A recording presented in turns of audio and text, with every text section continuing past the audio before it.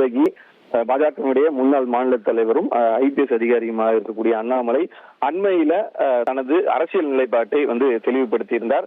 அதாவது முதலில் ஒரு இயக்கத்தை தொடங்குவது, அதை கட்சியாக மாற்றுவது, வரக்கூடிய உள்ளாட்சி மற்றும் சட்டமன்ற தேர்தலில் போட்டியிடுவது என்பது குறித்து அவர் தெளிவாக ஒரு 45 நிமிடம் சமூக வலைதளம் மூலமாக தனது ஆதரவாளர்களுக்கும் தமிழக மக்களுக்கும் அவர் ஒரு வீடியோ வெளியிட்டு தனது அரசியல் நிலைப்பாட்டை தெரிவித்திருந்தார்.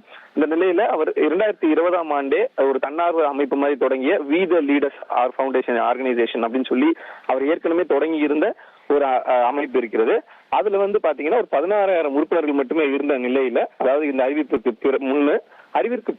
பிறகு இதுல உறுப்பினர் சேருங்க, எனக்கு சப்போர்ட் பண்ணணும்னு நினைக்கிறவங்க, ஆதரவா இருக்கணும்னு நினைக்கிறவங்க சேருங்கன்னு சொல்லி அவர் அறிவித்த நிலையில 17 லட்சத்தை நெருங்கி கொண்டிருக்கிறது இந்த எண்ணிக்கை 3 நாட்கள்ல. இந்த நிலையில அண்ணாமலையினுடைய பெயரை பயன்படுத்தியும் அதே அவரது புகைப்படத்தை பயன்படுத்தியும் தமிழகம் முழுவதும் பல்வேறு நபர்கள், சில தனிநபர்கள் இயக்கங்களாகவும் அமைப்பாகவும் அதே போல பல்வேறு பொறுப்புகளை பிரித்து, அதாவது புதிய பொறுப்புகளை உருவாக்கி இருப்பதாகவும் அவருக்கு தெரிய வந்திருக்கிறதாக தெரிவித்திருக்கிறார். அதாவது தனது பெயரில் இதுவரை எந்த இயக்கமும் தான் தொடங்கவில்லை, அண்ணாமலை தொடங்கவில்லை எனவும் அதற்கான நடவடிக்கைகள் ஈடுபட்டு மட்டுமே வருவதாகவும், எனவே தன் பெயரில் தன் புகைப்படத்தை பயன்படுத்தி வரக்கூடிய இயக்கங்கள் அமைப்புக்கும் தனக்கும் எந்த தொடர்பும் இல்லை என அண்ணாமலை அறிக்கையாக வெளியிட்டிருக்கிறார் தனது எக்ஸ் வலைதள பக்கத்துல.